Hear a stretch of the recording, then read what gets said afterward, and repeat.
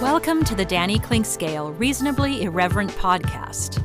Insightful and witty commentary, probing interviews, and detours from the beaten path.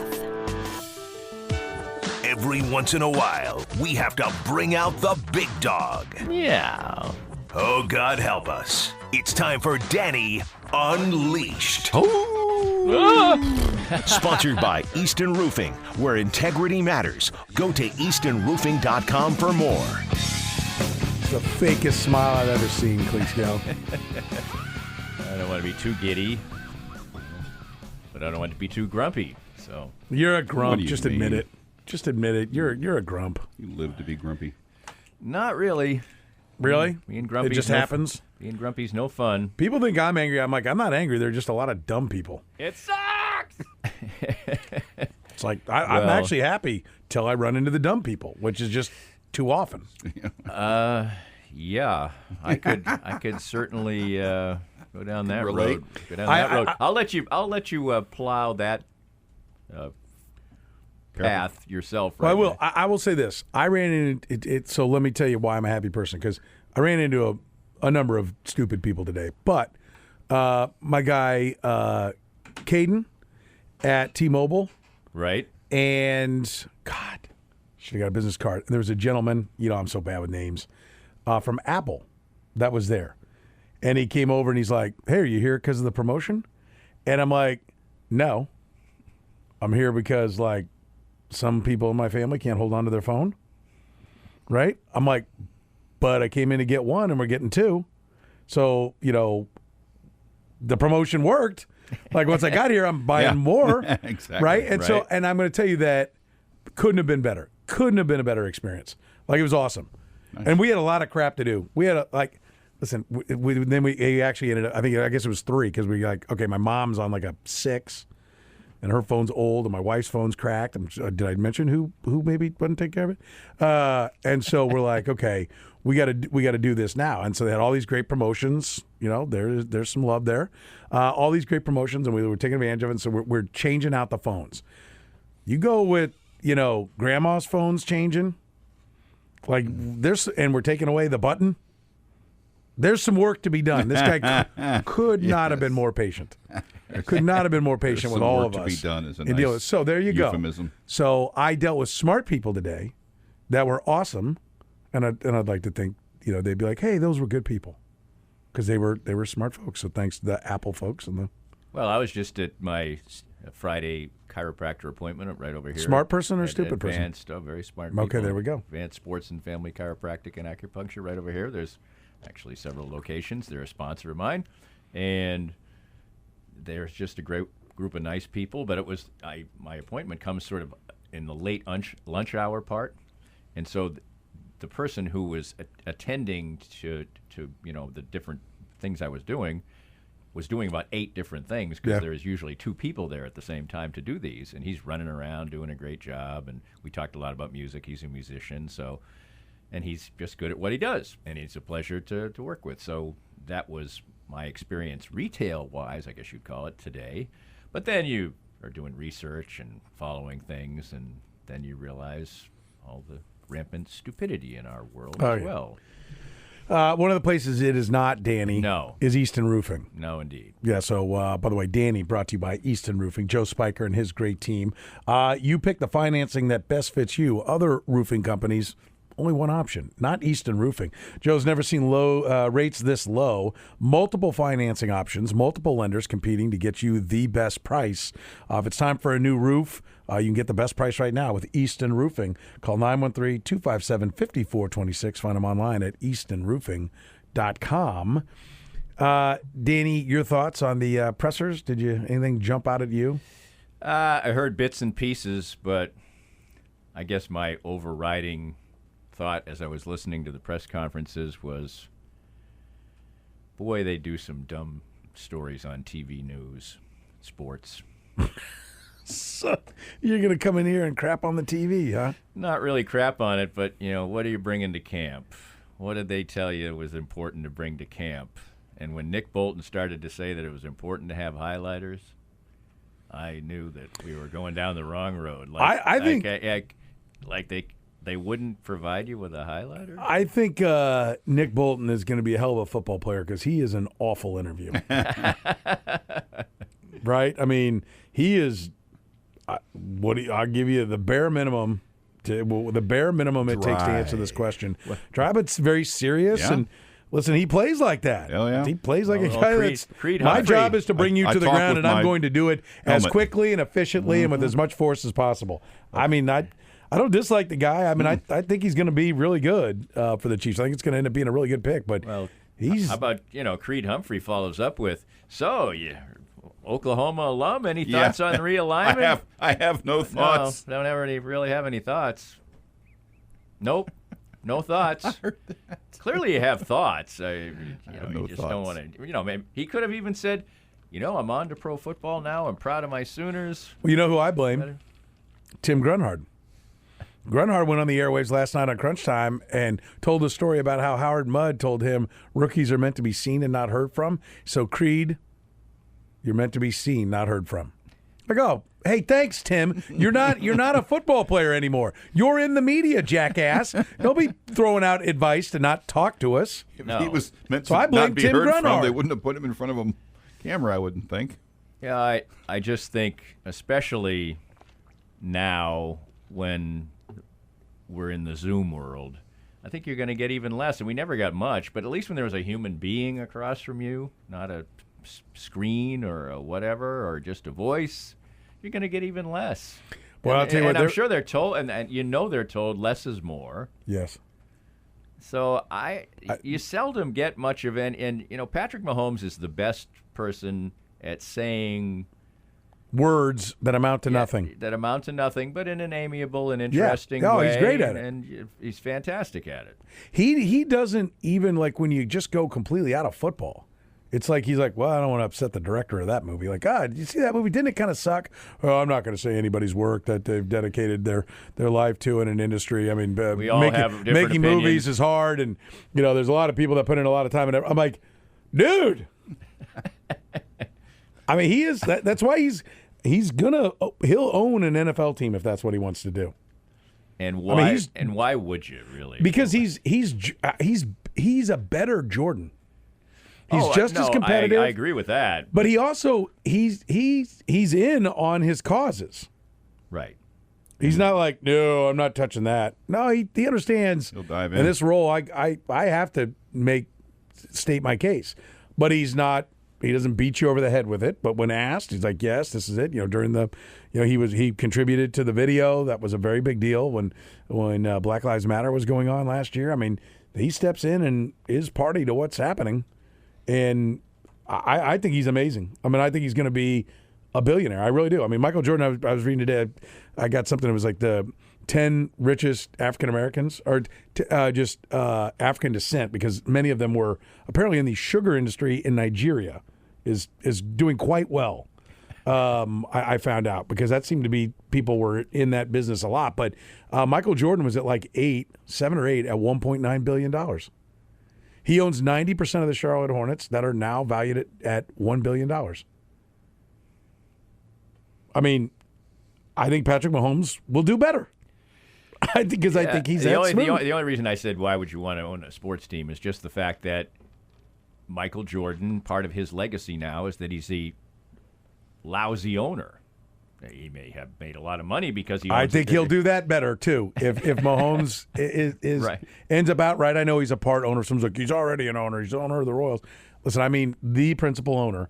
I think he will do that better. Like, for one, I think he would do it better, but why even? Just why avail yourself of that yeah. kind of I mean, he'll have so much possible money by failure? then anyway. Why even put yourself in the position to fail? I mean, because sometimes you could be that's about as we need to change your name to Coward. No, You've got to be kidding me. You've got the means and interest, but don't do it. You might fail. Well, I'm going to trust me. That's not going to be his view of it. Well, if he has does he really have the interest? That's the point. To me, owning a football team doesn't seem like He's already in on the Royals.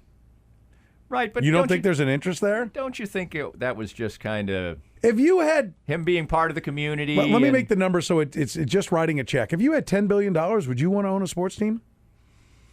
100% I would. Yeah. 100%. 'Cause you're not gonna lose any money.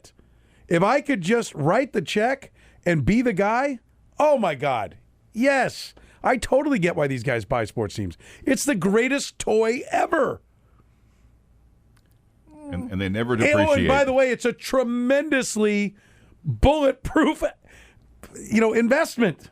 I guess if I was going to, even if that franchise sucks. it does. Oh, we might lose. No, I that's- better not. No, that's not No! really. No, I just don't know if I would consider it that much fun. You First are of all- so leashed on this topic. First of all, I'm unleashed on this topic. What I'm saying is that against the grain. So You I might would- fail. Don't no, try. I would want to succeed badly, and at that point, when I had bought this team for all this money, and I have all this money, do I want to work that hard? Because I would want it to succeed. How hard do you think you work as the owner?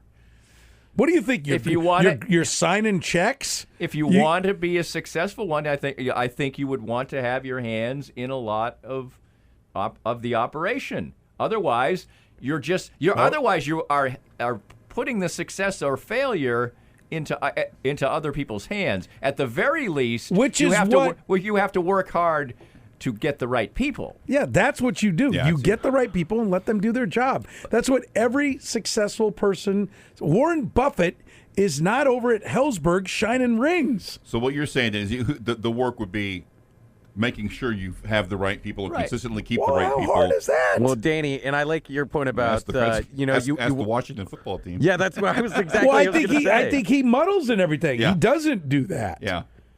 I think you find the good. Like if I bought football team, the first thing I would try to do is, can I get Andy Reid? Whatever it takes. After that, what's the next best guy? And then you hire him and you let him do it. And I think Clark Hunt has that from the standpoint, like I always say about Scott Pioli. And I think Scott Pioli still may return as a general manager and might be a good one because he seems, when you hear him talk today, he seems to have learned from his mistakes. But he hired the best guy and then he let him do his job. And then after it had been so many years, like, well, we need to do this. He got Andy Reid. And I think, because Pioli was still around and then he wasn't around after they hired Reid. So I think Reid said, I ain't working with the guy. And he said, okay, well, that didn't work, so now I'm going this direction. And so I think that's smart owning. Yeah. I'm just telling you, I don't think I would want to succeed badly, and then it's a balance between being enough hands off. Is that what you want too? Do you want to? And then if you can hire good people and they can fail, then you got to fire them. It all seems like it would be a very complicated Would thing. you have a problem firing somebody after you paid them $9 million over the last 3 years?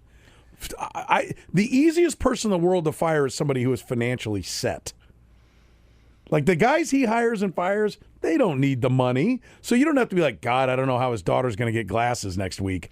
Like those are tough cuts. And there are people in this world that have to make those decisions like the company's hurting or whatever. It's just cuts or, the CEO's not going to make his $50 million. Yeah, but when you fire So him, I got to go fire a guy who makes $34,000 and he's got 3 kids. That's a tough firing. But when you- Firing Andy Reid or Scott Pioli, spare me. But when you fire them, you're firing all the people that are associated with them. So there are some of the people that are in that category.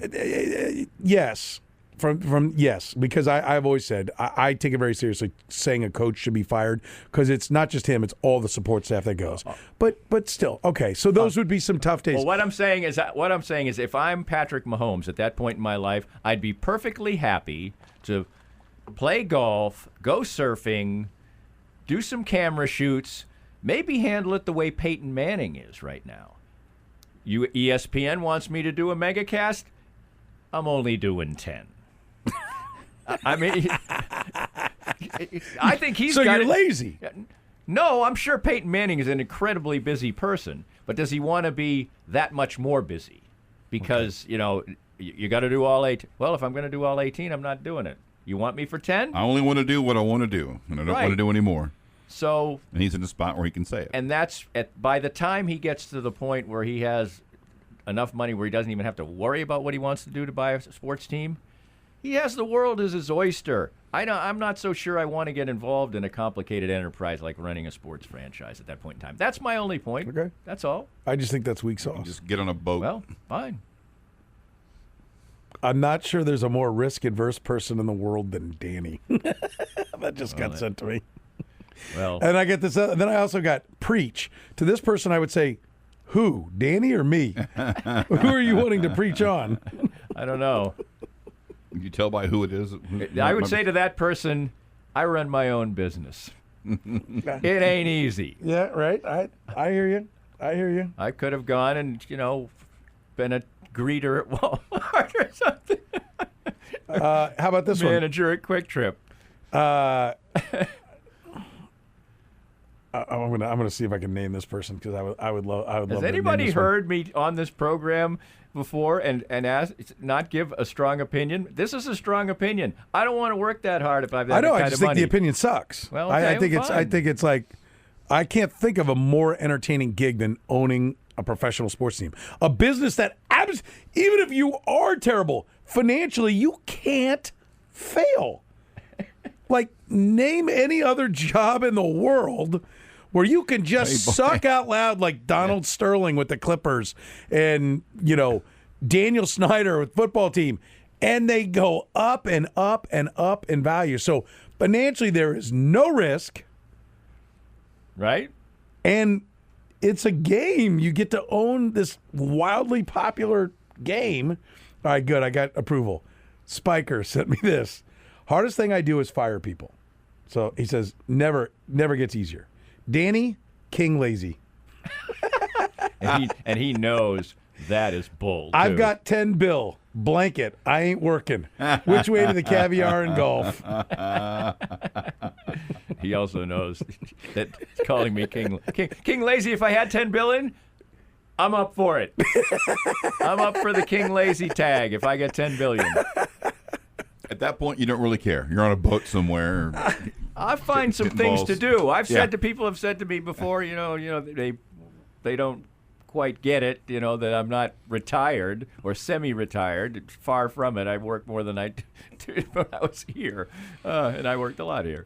And I said, bring it on. I'd be these guys who are presidents of a string of grocery stores or whatever, and I play golf with them, and they say, I started to work my way into retirement, and I went from 5 days a week to 4 days a week, and then I got down to 3 days a week. And, it just wasn't for me. I needed to get back to. I'm like, bring it got no on. problem. I'd be a fine retiree. I heard Fine. someone say, happy, who not was bored. wealthy and retired. They're like, if I get bored, I go take a nap. It Not goes sit- away. I mean, Not sitting I'll around, figure it out. worrying about stuff. I mean, no.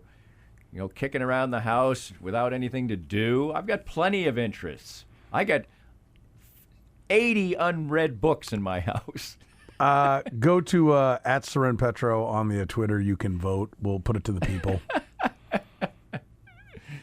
I put the poll out there. If you Grand if retiree. you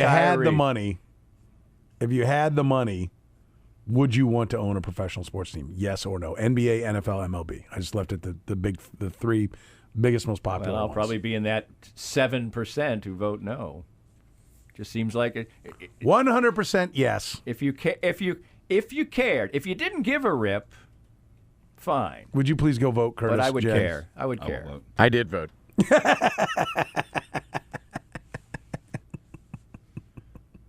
I love it. I love it. That's fantastic. Okay. Well, we managed to not talk about realignment for 21 minutes. That's pretty good.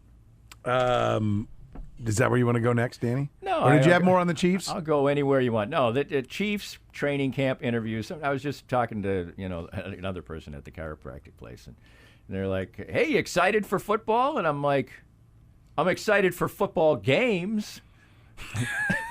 and what right now we are not playing football games, so no, I am not excited to listen to Nick Bolton tell me that he needs a highlighter. No. But he really does. Yeah. I mean, And if it's the owner of the team, should we have training camp in St. Joe? Should we? No, let somebody else do that. it's Should I make St. Joe happy? Should I make people who want to come to the complex happy? okay. No, I think I'll go to Bermuda. Okay. All right. Sounds good. Spend time working on some favorite charities. Okay. That'd be good work. We'll I take think a more break. satisfying than owning a sports team. I think you could do both. I mean, I think you could do both. Easton Roofing. Not if you I cared. don't know. I actually don't know if Joe Spiker's proud to be sponsoring this segment right now. I hope he is. Easton Roofing. We're proud of Easton Roofing. Phenomenal people. Great local company. Entire Metro, Lawrence and Topeka, whether it's your home or your business, Easton Roofing can handle all your roofing, guttering, insulation needs. Easton Roofing, getting you back to business, getting you back to life faster. Even if you're an owner of a professional sports team, they can get you back to life and business faster. No payment collected until you're 100% satisfied. Go to eastonroofing.com. More of Danny's Reasonably Irreverent podcast after this. I'm here with Joe Spiker, owner of Easton Roofing, and boy, we had to negotiate a million things in 2020, but Easton Roofing navigated them all. As 2021 rolls out, what should we expect this coming storm season? Well, Danny, it'll be the same thing as it is every year. The storms come, and you've got the guys out knocking on doors offering quote-unquote free inspections. Be wary as a homeowner. If somebody's knocking on your door, they probably need the work, and if they need the work that bad, they may be willing to do something untoward to get it. So if somebody knocks on your door, says they want to give you a free inspection, just tell them have a great day and give us a call. We'll come out for free and give you a good, honest opinion as to whether or not you need to do anything at all with your roof. And what's the best way to get in touch with Easton Roofing? You can always find us online at eastonroofing.com or give us a call at 913-257-5426. Easton Roofing. Integrity matters. All right, the Joe's Kansas City Barbecue burnt end of the hour answer. Australian Olympian Peter Norman played a role in one of the more memorable moments in Olympic history. I asked, who was Peter Norman? Danny, do you know that name? Recognize that name? You a history buff? It doesn't pop into my head. And we've been watching, my wife and I have been watching a lot of Olympic documentaries recently, but we have not crossed him. Mexico City, 1968. John Carlos and Tommy Smith. He's the third guy. Peter Norman was the third guy on the podium. He finished second in that race, and they had told him before they went out there what they were going to do. And he'd asked another Olympian to wear the badge they had for the Olympic Project for Human Rights because he wanted to show support for Smith and Carlos. And it was his idea. Carlos had left his black gloves back at Olympic Village, so they only had the two that Smith was wearing. It was his idea for him to take one of those gloves and give it to Carlos. That's why they have different hands in the air. That was Peter Norman's idea. When he came back to Australia after the Olympics, he was more or less a pariah. He was kind of rejected by the Olympic community in Australia. He never ran in the Olympics again, and they would not let him take part in the Olympic ceremonies in 2000 when they were in Sydney. So, wow. Peter All the way Norman, to 2000, still passed that's away unreal. six years later at the age of 64, and the name, everyone knows Smith and Carlos, but the third guy on that podium played a major part in what happened that day, and his name was Peter Norman. Peter Norman, we celebrate you. What a great story. By the way, Joe's Kansas City Barbecue, what we were playing for. Did you know the Peacemaker was taking care of his squad? Really? Free Z-Man lunch on Monday. Listen up here, because I'm not going to be saying this many times. All right? I might say it one more time today. Peacemaker's taking care of his squad. Free Z-Man lunch on Monday at Joe's Kansas City Barbecue to the first 100 in line, 100 only, at 1 p.m. at the gas station, 47th and Mission. The best part, it's paid for by the Peacemaker and the Suicide Squad. Want to get a glimpse of the Peacemaker? Wouldn't hurt to be in line. Interesting. All right. So there it is. I was That's mentioning That's all I have to That's say all I about have to say about that. I might say something later. Yeah. I was mentioning the Olympic films. I've watched 3 of them, but Free Z-Man. I mean, enough said. Yeah, Get in that's line. pretty- 1 pretty o'clock, good. down a Mission. I'd be there if I Even if you don't get the rest of what I'm saying, if you're like, I don't understand, but the rest of that. Free Z-Man for the first 100 in line at 1 p.m. down at the gas station. Let's go. I'll take it. Turner Classic Movies put up, I think We're not talking about classic movies, 10. are we? No, we're going to talk about Olympic documentaries. Oh, okay. And we watched We're not together, actually, are we? just for a second, Okay. the 1964 and the 1976, which ironically has a lot of Bruce Jenner in it, which is a little creepy when you watch it now. now. But they were both films that were done by filmmakers of other countries, and they're basically foreign films, and it's unbelievable how good they are when there's not even narration you can really understand. There's subtitles. But the cinematography and everything else, if anybody can find those, Netflix has 10 of them, I believe, up. Is One Day in And they're- September one of them? Probably, yes. That's the best one I've seen. I came out in '99. A documentary about the Munich massacre, narrated by Michael Douglas, and it won the Academy Award that year for best documentary feature. It is an essential viewing if you want to understand what happened that year from front to back. It's amazing. Let's switch gears and talk a little bit about realignment. Definitely. OU and Texas on the way to the SEC. What jumps out at you the most, Danny? That, I guess the overarching thing for me is that college sports is in such a tumultuous period. I'm just unbelievably curious where we're going to be in like 5 years regarding people's attitudes towards college sports, how it's perceived, whether it actually is on course to not exist in its current form. It's been a hell of a year. Because there's always been a lot of artifice in college sports, but most of it was based on a certain innocence, which probably was in many ways foolish. But now there's going to be a different kind of artifice here, which is that you're going to have a lot of well-paid, and some are not going to be that well-paid, athletes, which is fine, playing professional sports in all reality, just with the name of a college tacked on their shirt. And why is that a problem? I don't think it's that big a problem, except for why do people really get fired up about watching their college play? Because in some way, shape, or form, they feel like not that they could have been that person, but that person who's playing for their team has some connection to the university. What's changed? Well, people transfer at a wildly What's changed high is rate. they have a better college experience than you did. The individual didn't get money while they were there, and so it's just jealousy. No, I don't think it's no. What I'm talking about is, I think it would be the most honest way of having sports at this age level is the club model. The university sports system. Right, I've said that. I've been saying that forever. Right. Let's Well, just- that's what I let's mean. get And, the how is it going to be perceived? Are people going to lose that sort of rah-rah enthusiasm for the sport? Well- and I'm not saying that even matters, okay? Why would they lose the rah-rah enthusiasm?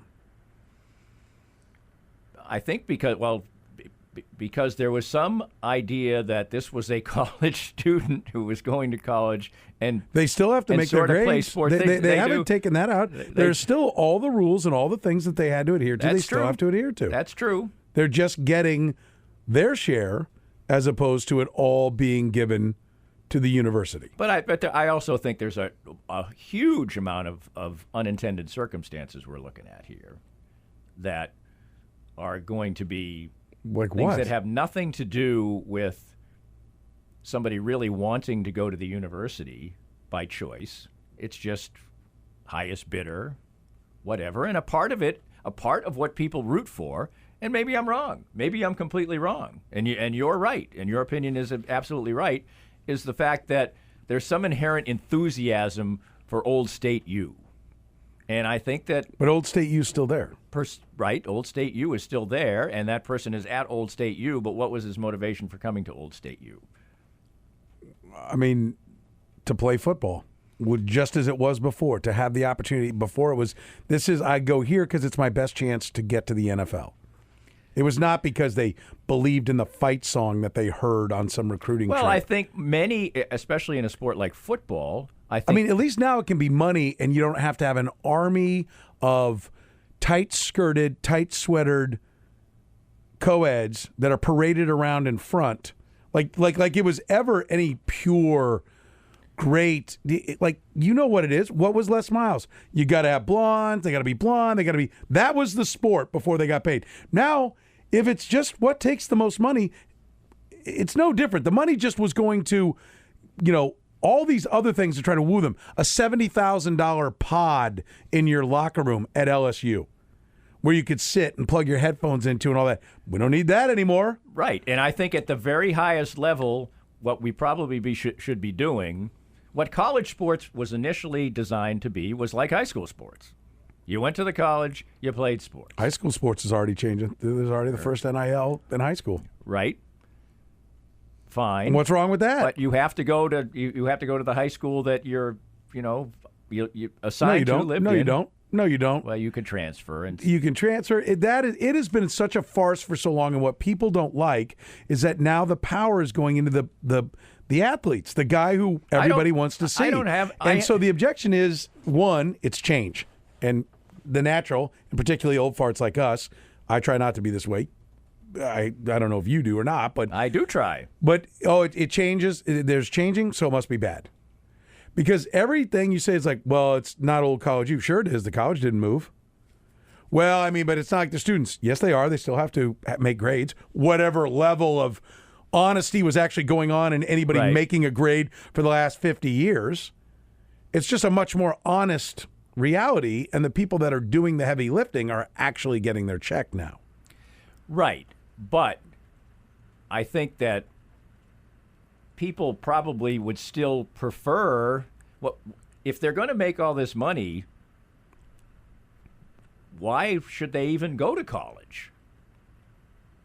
I mean, because they have to go to college to make the money. And isn't that a bit artificial? Of course it is. Why doesn't the NFL have a minor league? Exactly. Well, the other that's been a drum I've beaten here forever. The other thing that I think people are ignoring, the NFL and other pro leagues have to be absolutely giddy at this particular. Oh, of course they are. Because all of a sudden now, hey, well, I kind of don't. I still don't want to go to college. Listen, that's the way. That's my moneymaker. I guess that's part of my thought too. If these people all don't want to go to college, wouldn't it be better if they just didn't go to college? There that scenario that you've laid out, that you're like, oh, the old you and all that. It's there. It exists. It's Chicago University, which dropped football, which said this whole thing we're done with it. It's the Ivy League who's like, no, we're not playing because of the virus, and has said, and I guarantee if they're like, well, you got to get paid, they'll be like, no, you're not. Like, who at Harvard's going to get paid to play ball? But there's not many of them that's going to be the deal. I guess that's maybe they will. And if they do, who cares? And I guess that's my point. That probably should be what college sports is, and the higher level athletes who really don't care about being at college anyway, their thought is, that's my path to the NFL. Whereas on a football team, there's a dream there, but there are many people who play for K-State who grew up in a small town in Kansas dreaming of playing for the Cats, and they still can, and they can, right? So I don't understand why it would be just fine to have a model like the Ivy League, and then if you don't like it, you go and make your money elsewhere. Well, I'm all for that. I guess that's my thought. For me, as I sit here today, as NIL and conference realignment, this is about conference realignment, and you're making it about NIL. But anyway. Which is fine. I'll have that. I think it's an interesting discussion as well. But I want to get your realignment thoughts. But my point is this: like, I'll have that discussion. But I've been having that discussion for 20 years. I'm bored. I'm like, there's no point in it because now this is here. It's here. It's not going anywhere. Right. And so my frustration is the people. I'm not saying you specifically, although maybe you'll be like, no, you're talking about me. Okay, then I am. The people who preach free market and capitalism are the ones that bitch as soon as there's a free market and capitalism. A free market is if someone will give you money to ply your trade at any age. That's a free market. It should be allowed. And who are the people that are pissing and moaning because a free market has actually been set up? Should universities be in that business? I understand that other people. So to this point, should universities be hoarding multiple billion dollar, endowments? Right. Should Harvard be sitting on $24 billion? Should Texas be sitting on $18 billion? And then asking for more and raising the price of tuitions? All the universities. Listen, nobody wants to get me going on subjects. But they can all suck it. All of them. Top to bottom, Each and every one of them are money-grubbing pigs. Every one of them. Every president out there. And if you don't like it, call me up. I'll be happy to talk to you. I'm not saying as a whole there's no good side to you, but you are party to being money-grubbing, and I would say much worse if I could, pigs. Pigs. You cannot be sitting on $750 million and make tuition $60,000 a year. Okay? You can't do it. You cannot do it. You cannot be... Do you know how much money the universities made during the pandemic, and they piss and moan about what they lost? Those endowments are out there just growing and growing and growing, and it's never returned to the student. It is ridiculous that I know people that are 40-something years old and still paying off student loans. 20 years ago to college. And think about what they pay are some of the biggest scumbag SOBs that have ever lived. So yeah, finally one of the kids got a couple of bucks. I'm thrilled. Need any more money at these schools? I'm sure there's a handful of schools that do, but the ones we're talking about, Alabama, Texas, are swimming in money and taking handouts while they're swimming in it. Right. Agreed. And I think that if we have gotten to the point where the business of college athletics is to get athletes, many athletes, the ones who are going to make the big money, would prefer to be playing elsewhere besides college. So I guess that's part of what I'm getting at. But anyway, we can, The business of college athletics is to be the doorstep, to attract students to come there and give more money to the institution. That is what it's there for. It is there to be out front and be an advertisement to get families to come and mortgage their future and take out massive loans so that the university can make more money. There is no such thing as any kind of academic. I mean, there is some. But at the essence of every university, it is to make more money.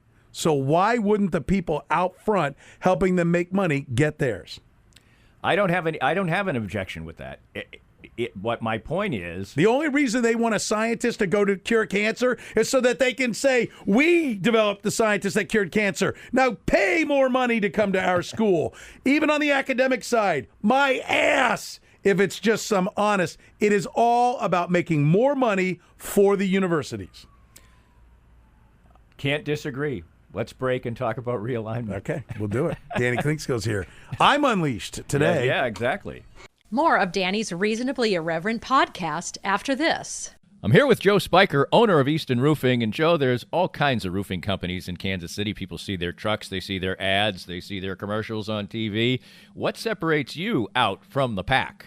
Danny, there's a lot of roofers in Kansas City that are good roofers that can put a good roof on, but we like to pride ourselves on giving you a good customer service experience. From the first time you call, you're going to get a friendly voice on the phone. We're going to let you know what's happening and when it's happening. And, the other piece is some companies are small enough to do small jobs. Some companies are big enough to do big jobs. We're right there in the middle. We can handle the little stuff. We can handle your repairs all the way up to your big commercial roofs. So what's the best way for folks to get in touch with you at Easton Roofing? You can find us at eastonroofing.com, or you can always call us at 913-257-5426. That's 913-257-5426. Easton Roofing. Integrity matters.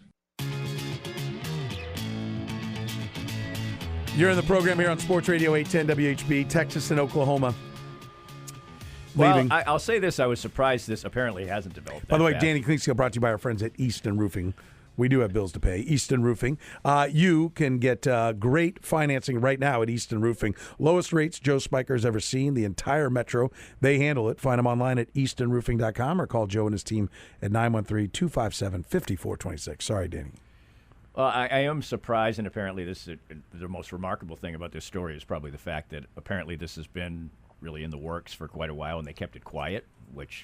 But when it first came out the other day, the first report, I was like, well, this is going to be an ongoing story that we're going to yammer on about forever and ever. And lo and behold, 2 days later, it's done. Yeah.